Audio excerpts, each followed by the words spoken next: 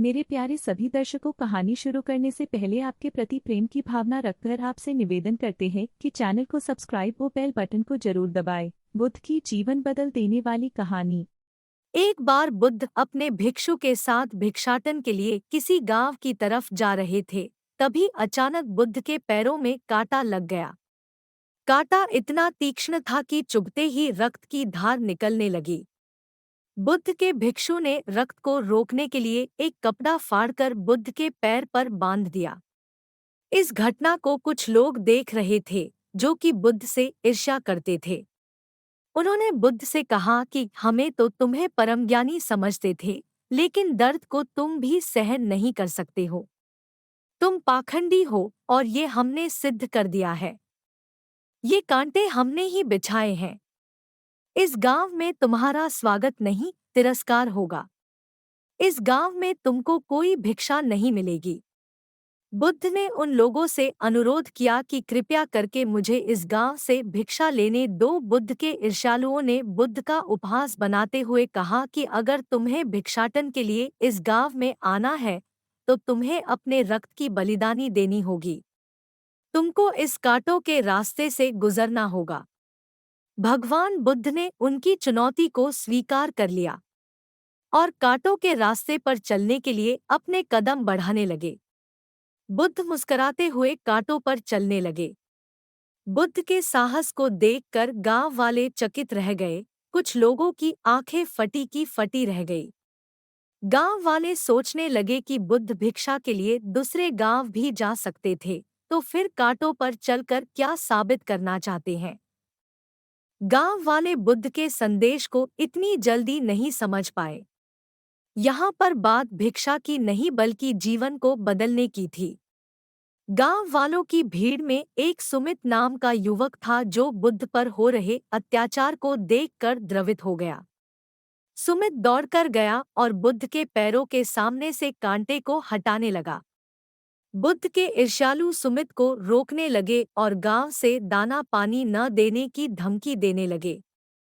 सुमित ने किसी की न सुनी और कांटों को हटाते हुए बोला, है भगवान, आप इन मुट्ठी भर लोगों के अपने आप को कष्ट मत दीजिए।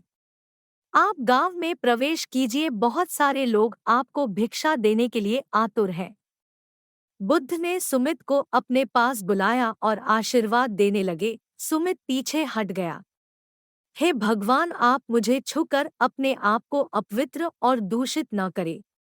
महात्मा बुद्ध ने कहा, तुम अपने आप को दूषित क्यों कहते हो? स्पर्श से कभी कोई भी दूषित नहीं होता है। मनुष्य तो लोभ, लालच, घृणा, ईर्ष्या से दूषित हुआ है। तुम्हारे अंदर तो प्रेम भरा है। तुम दूसरों का सुख चाहते हो, तुम तो पवित्र हो। बुद्ध के बोल सुनकर कुछ लोग बोले, तुम तो अपने आप को बड़े ज्ञानी कहते हो, तुमको जाति का कोई ज्ञान ही नहीं है, तुम पाखंडी हो।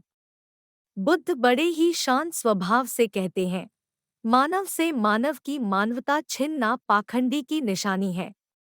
मुझे पाखंडी बोलकर यदि आपको संतोष मिलता है तो मेरे लिए दुख का कोई विषय नहीं है। कुछ लोग बुद्ध पर बरस पड़े, परंतु यह तो धर्मशास्त्र है, फिर यह पाखंड कैसे हुआ? बुद्ध कहते हैं, हमारी उत्पत्ति इस सृष्टि में हुई है। नदियों का पानी सभी की समान रूप से प्यास बुझाता है। खुले जंगलों की हवा भी भेदभाव नहीं करती है। खुला आसमान हमारे पिता के समान हमारी परवरिश करता है। सृष्टिकर्ता ने भी कोई भेदभाव नहीं किया है। फिर हम इंसान कौन होते हैं भेदभाव करने वाले? मानव मानव में भेद करके अपने संबंधों को बिगाड़ता है। बुद्ध के वचन के बाद कुछ लोग कहते हैं, अगर आप इतना ही कहते हैं तो सुमित को अपना भिक्षु क्यों नहीं बना लेते हैं? बुद्ध ने कहा कि अच्छा सुझाव है।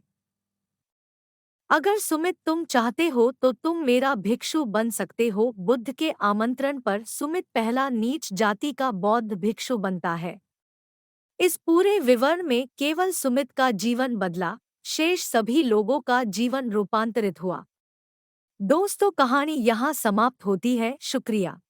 दोस्तों, कहानी आपको अच्छी लगी तो चैनल को लाइक और सब्सक्राइब जरूर करें। धन्यवाद।